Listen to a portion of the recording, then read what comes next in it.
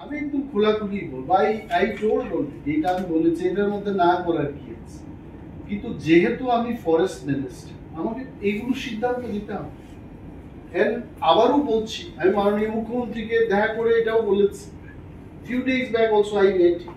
আমি বললাম যে এই রাজ্যের পিছিয়ে পড়া মানুষদের জন্য 22 বছর রাজনীতির জীবনে আছি, কখনো জল খেলাম, কখনো গোলা জল খেলাম, কখনো আবার ঠান্ডা জলও খেয়ে রাজনীতি করলাম।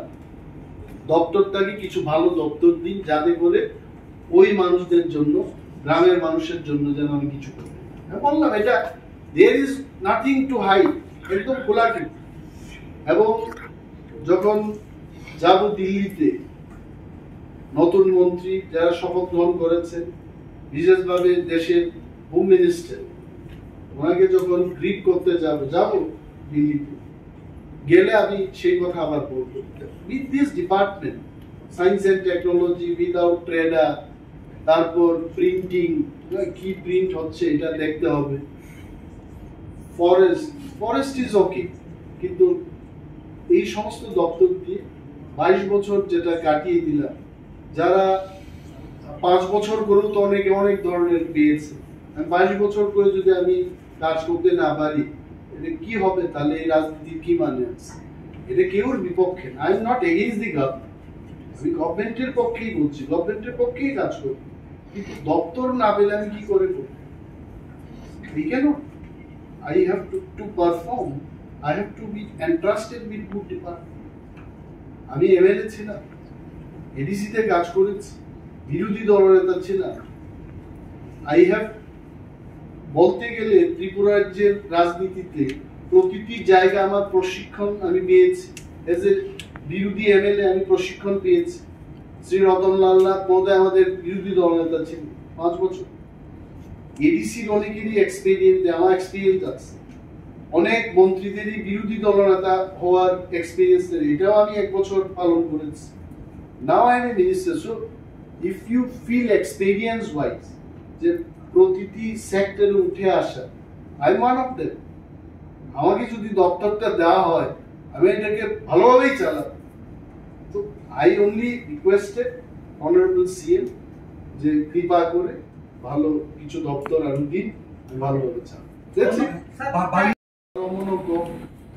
ফরেস্ট ডিপার্টমেন্ট পাত্তা দিয়ে প্রথম বুঝি না পাত্তা রিনাইনিং মালিকরা ট্রাইবেল ওয়েলফেয়ার দপ্তর এবং বহু জায়গাও বিনি পাত্তা লেন আবু ডিমার্কেট খেলেকে ল্যান্ড এন্ড রেভিনিউ ডিপার্টমেন্ট বহু জায়গানোরি ফরেস্টনি জায়গানো, সো ফরেস্টনি জায়গানোর উনি ফরেস্ট ডিপার্টমেন্ট। সো যে কোনো বড় যারা তাক পাত্তা মানে বড় পাত্তানি কাগজ দিলি তোমার কিন্তু কোননি ল্যান্ড ডিমার্কেশন নিয়ে।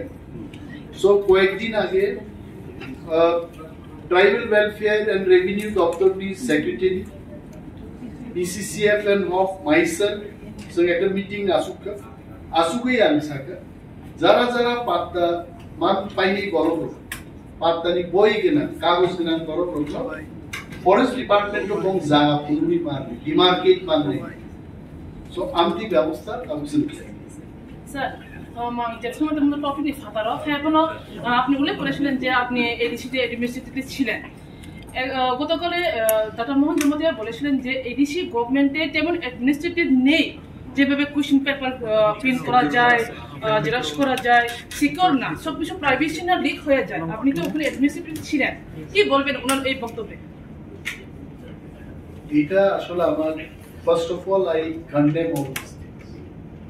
এই যে ঘটনা হলো, এই ঘটনা এটা অনুচিত এবং যারা জড়িত কঠোর শাস্তির যেন ব্যবস্থা, এটা আমার উদ্ধার। কিন্তু এডিসি প্রশাসন এখন এটা নিয়ে আমি কেন, কিন্তু আমিও তাদের কাছে বলছি যে you must take strong action.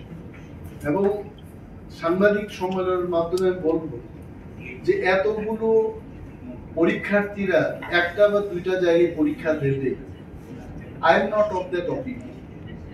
25-26 হাজার পরীক্ষার্থীরা মানে যারা প্রার্থী, চাকরির প্রার্থী, তারা পরীক্ষা দেবে, কেন রাজ্যের মধ্যে 25-30টা জায়গায় পরীক্ষা হবে?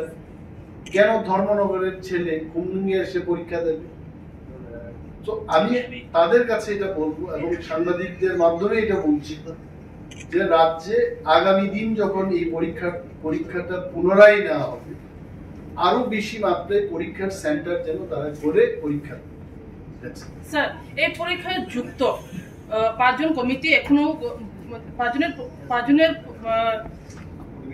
কমিটি তাদের উপর কোনো অ্যাকশন এখনো পর্যন্ত নেওয়া হয়নি, কিন্তু 2 জন ধরা পড়েছে। কি বলবেন স্যার? 5 জন কমিটি, বোর্ড কমিটি যদি অ্যাকশন না নেওয়া হয়, কারা অ্যাকশন নেয়নি? পার্টি তাদের অ্যাকশন নেবে।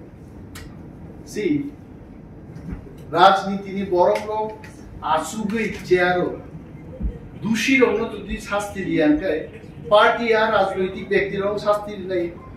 আমি মহারাজার কাছে বল, উনি পার্টির ওনার কাছে বল, পার্টি অ্যাকশন নেবে। কি আছে, এগুলো কি বরদাস্ত হবে নাকি যে পেপার লিক হয়ে যায় এত বড় ইয়ে?